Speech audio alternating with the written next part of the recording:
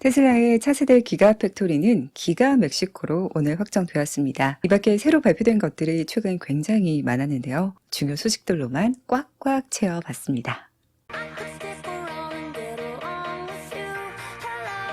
멕시코 대통령이 오늘 오전 테슬라의 멕시코 투자를 공식 확정 발표했습니다. 장소는 가장 유력했던 누에보 레온주의 몬테레이로 테슬라 전용 도로도 있고 이미 여러 공급업체들이 있는 곳으로 결국 정해졌네요. 지난주 멕시코 대통령이 물 부족 문제가 생길 시 건설을 허용하지 않겠다고 밝혀서 투자가 낙관적으로 보이지 않았지만 어제 있었던 일론 머스크와 대통령 간의 통화가 순조롭게 진행된 것으로 보입니다. 테슬라는 내일 투자자의 날에서 이를 공식 발표할 것으로 예상됩니다. 토요타 엔지니어들이 최근 테슬라 모델 Y를 직접 분해했습니다. 경영진들은 예상을 뛰어넘는 기술에 극찬을 아끼지 않았다는데요. 배터리도 모델 Y 구조 자체의 일부로 봐야 할 정도로 모델 Y는 첨단 제조 능력으로 제작된 매우 단순한 차량 구조라고 분석했습니다. 모델 Y의 부품을 살펴본 한 임원은 예술작품에 못지않은 수준이다. 또 다른 임원은 완전히 다른 제조 철학. 토요타는 백지 상태의 EV 플랫폼으로 돌아가 진지하게 다시 설계를 시작해야 한다라고 말했다고 하네요. 테슬라의 혁신은 배터리도 빼놓을 수 없는데 요즘 배터리 관련 소식도 많았죠. 어제는 한국 기업 LNF와 배터리 양극재인 하이니켈 공급 계약 소식도 큰 이슈였습니다. 약 29억 달러, 한화 3조 8천억 원 정도 규모로 어디서는 이 규모가 이 회사 지난해 매출의 4배를 넘는다고도 하고 맞먹는다고도 하고 정확히 아시는 분은 댓글 남겨주세요. 여튼 덕분에 이번에 또 배운 게 코스닥 시장은 상장 기업이 지난해 매출액 이상의 계약을 체결할 때 30분간 거래 정지되는 규정이 있더라고요. 잠깐 테슬라 뉴스에서 샛길로 빠져서 전날에는 또 다른 한국 기업인 세아그룹과 일론의 스페이스X가 특수 합금 공급 계약을 논의 중이라는 소식이 나왔습니다. 계약 성공 시 한국 기업 최초로 스페이스X의 공급 업체가 된다고 하는데요. 이에 따라 세아그룹 내 기업 주가도 급등했다고 하죠.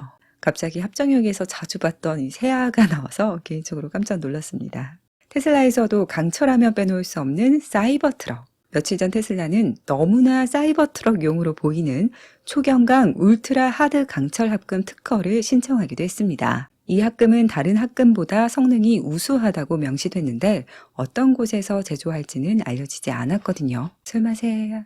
이건 아니겠고 중국의 테슬라에 가장 염려하는 바가 데이터 유출이죠.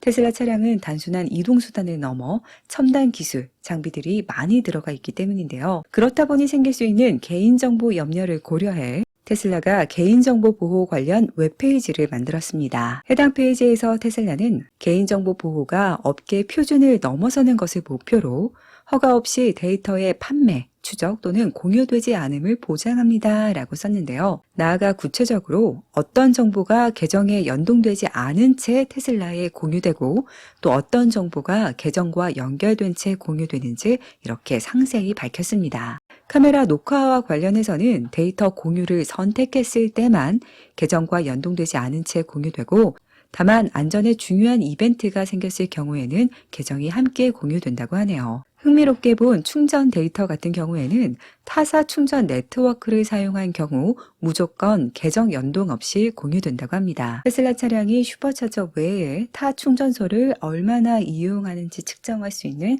필요한 자료이긴 하죠. 자, 관련해서 드디어 테슬라가 공식적으로 미국의 공유 슈퍼차저를 오픈했습니다.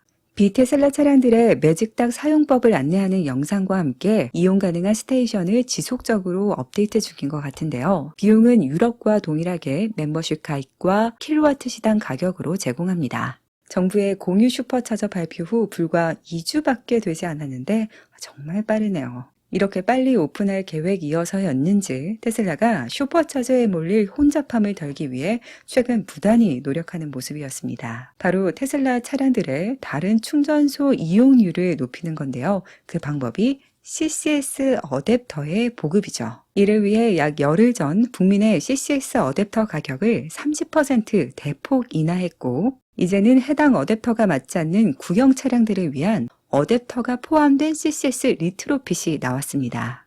올해 출시가 예고는 됐었지만 예상보다 빠르게 먼저 모델 S, X용만 나왔고 가격은 $450로 착하지는 않네요. 그러나 교체 설치비가 포함된 가격입니다.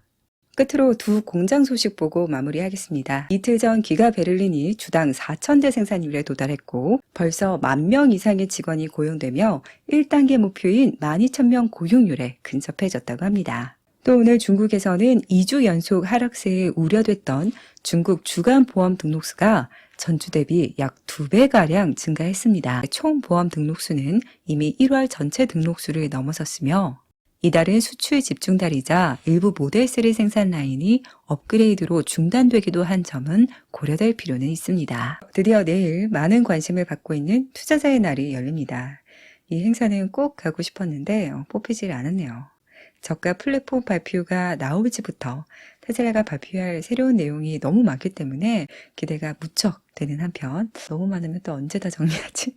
네, 그럼 투자자의 날 소식도 깔끔하게 정리해서 찾아뵙겠습니다. 모두 좋은 하루 보내세요.